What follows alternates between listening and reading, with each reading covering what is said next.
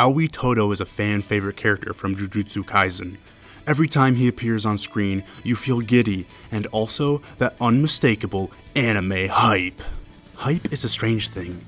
It's described as an emotion that gets you excited, locked in, ready. It makes your toes curl and gives you an uncontrollable burst of energy. One of the greatest forms of media that provides hype to the audience is shown in anime. Iconic moments from anime tend to come from this emotion, like Luffy going second gear for the first time, Goku going Super Saiyan, Eren transforming while screaming. These moments get you shaking, your heart rate goes up, and you feel happy and excited for what's to come next. And in Jujutsu Kaisen, no other character consistently brings out that feeling more than AOI Todo. Todo is first introduced as a powerful and dangerous third year from the Kyoto Jujutsu High School. He runs into Megumi and Nobara, and his first question is asking Megumi what kind of women he's into. Megumi gives an honest answer, and Todo starts to cry out of disappointment before just throwing hands. He gives Megumi the work until plot pulls him away from the fight, but you get the sense that Todo does as he pleases. He says what he wants to, he does what he wants, and lives by his own ideals. While the Tokyo school makes plans for the exchange event, they see Todo as a massive threat and a loose cannon that they know they cannot contain the whole time. They put Yuji on the task of keeping him busy, and he does just that. In their brief fight, Todo starts to like Yuji. His determination and his untapped potential intrigue Todo. And of course, Yuji's answer to Todo's "what kind of women are you into?" question confirms Todo's feelings, immediately trying to befriend Yuji, and even starts calling him brother. Todo is able to get on the same wavelength as Yuji, and Todo begins to teach him how to channel his cursed energy, and eventually, when a special grade shows up, he pushes Yuji to learn Black Flash, the move that would become one of Yuji's staples. With all of this Todo build-up, you get a massive payoff when you see his cursed technique for the first time, the Boogie Woogie, allowing Todo to clap his hands and swap the places of any two things with cursed energy. He explains this as he and Yuji begin to jump the hell out of Hanami, giving us one of the best Season 1 fights, as the two immediately start fighting together like they've been doing it for years. Jujutsu Kaisen's power scaling is one of its biggest strengths, so seeing Yuji and Todo fight this ridiculously imposing enemy puts into perspective just how capable Todo is, and just how far Yuji has come. For the rest of the season, Todo charms us with his bizarre actions and strange intellect.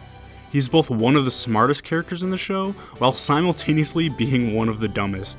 But that doesn't stop him from perpetuating his strong morals and ideals into the story. When the Shibuya incident occurs in Season 2, Todo is not in the area, and he is kept off-screen, while tragedy befalls Japan, and the Tokyo sorcerers tasked with defending it. This is when we get one, if not the most hype moment in Season 2, when Yuji is losing his fight against Mahito, racked from the guilt of both Nanami and Nobara's deaths, when, at this moment of weakness, Todo arrives. The anime does his arrival so perfectly by introducing him into the scene with a clap, getting the audience thinking of what has just occurred. As you start to put the pieces together, just as Mahito figures it out, you begin to get filled with excitement. With everything happening in Shibuya, the show never gives you time to think about where all the side characters are, putting Todo out of your mind. But you remember who he is and how much he's helped Yuji in the past as you are met with a musical cue and Todo's foot hits the ground. He arrives with a beautiful speech encapsulating the ideas of Jujutsu sorcerers and their endless quest to defeat curses. He is able to hold off Mahito and inspire Yuji with the same ideals that more than likely got Todo through losses of his own, reinvigorating the fight. The next string of episodes were torture if you were watching the anime on a weekly basis as the episodes came out, because with Todo's presence, the anticipation for what is coming next is at an all-time high. Knowing that together, Yuji stands a much better chance at defeating Mahito, and that seems like the case as Mahito is driven further and further into a corner as Yuji and Todo land black flashes against him, showing dominance in the fight. But this brings Mahito to a pivotal point in his development as he uses a 0.2 second domain expansion in order to disrupt Todo's Boogie Woogie. It works, as Todo is forced to cut off his transfigured hand, and after eating a black flash to the gut, Todo is in a weakened state. But then, we see Todo's imagination of him with his idol Takada absolutely working Mahito. For such an intense fight, it is just such a funny breath of fresh air to experience this goofy scene climaxing in Todo's last use of Boogie Woogie as he claps Mahito's hand, bringing in Yuji to land another black flash. Todo, defeated, laying on the ground, looks at his only hand, now scarred by Mahito's idol transfiguration. He utters, "It was just a moment, but I touched him. It's a miracle I got off with only this," marking the end of Todo's career as a sorcerer. Honestly, one of the best endings anyone in Jujutsu Kaisen has gotten, seeing as most other sorcerers are killed in horrifying ways. And also looking back at the deaths in the show, Mahito has killed a lot of the characters. So just goes to show how capable Todo is to not meet a similar fate. But wait! While Yuji charges up his last haymaker on Mahito, in a clutch moment Todo reappears, claiming that applause is an acclamation of the soul, tricking Mahito into thinking Todo is going to switch places once more. He claps his hand against his arm wound and nothing happens, saying, "My Boogie Woogie technique is dead." But his bluff allowed Yuji to defeat Mahito, being a pivotal part in his victory, defeating one of the strongest special grade curses in the process. Todo's arrival and presence in this fight defines hype. While on screen, it is impossible to not be enamored in a state of excitement on the influence he has on the story and the fights that he is in. Few characters come close to having moments that bring out that level of hype in their scenes, let alone almost every scene like Todo does. Manga spoilers from here on out. We know by the end of the Shibuya arc that Todo is alive, but we don't hear anything about him as we move into the Calling Game arc. Once the manga had moved on into introducing new characters and showing us new and interesting fights, people started thinking how Todo could come back into the story. But many others, including myself, believed that he would not return based on the fact that he couldn't use his technique anymore.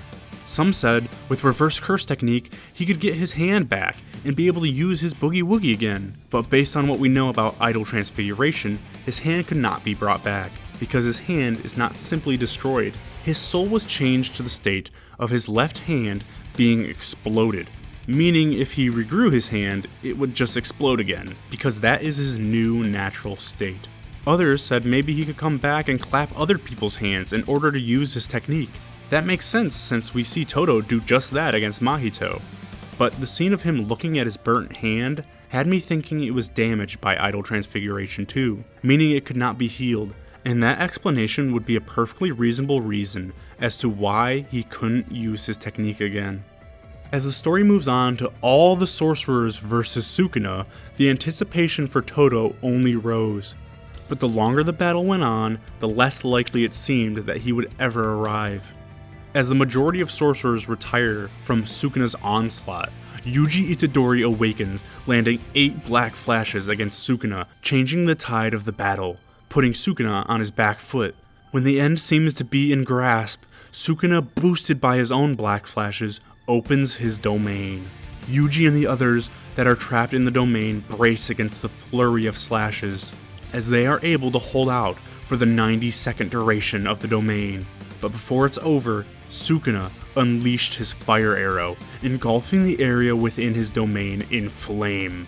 Chozo valiantly sacrifices himself in order to protect Yuji from those flames, and after a heart-wrenching goodbye, Chozo dies, leaving Yuji alone in a burnt crater staring down Sukuna. Despite his cog mentality, check out this video, Yuji starts to feel a similar sense of defeat that he felt in his fight against Mahito. And just like last time, Todo arrives! I don't know about you, but when I saw this man reappear on panel, I jumped up with an unshakable excitement as hype washed over me. We get an explanation as to why Yuji hasn't heard anything from Todo, and that Todo still feels his Boogie Woogie technique's heart beating from within. We hear of his plan on how he's able to get sorcerers out of the domain using Meimei's crows. And as he enters the battlefield, slowly unwrapping a bandage from his left arm, we are left with a cliffhanger as the narrator teases us that the next chapter is going to be straight hands. Todo, once again, brings hype back into the story of Jujutsu Kaisen, leaving us with that torturous anticipation once again. Thank you for watching this video. There's gonna be more Jujutsu Kaisen videos on here because the manga is cooking right now. Straight cooking. And I'm so hyped for what's to come next. Subscribe.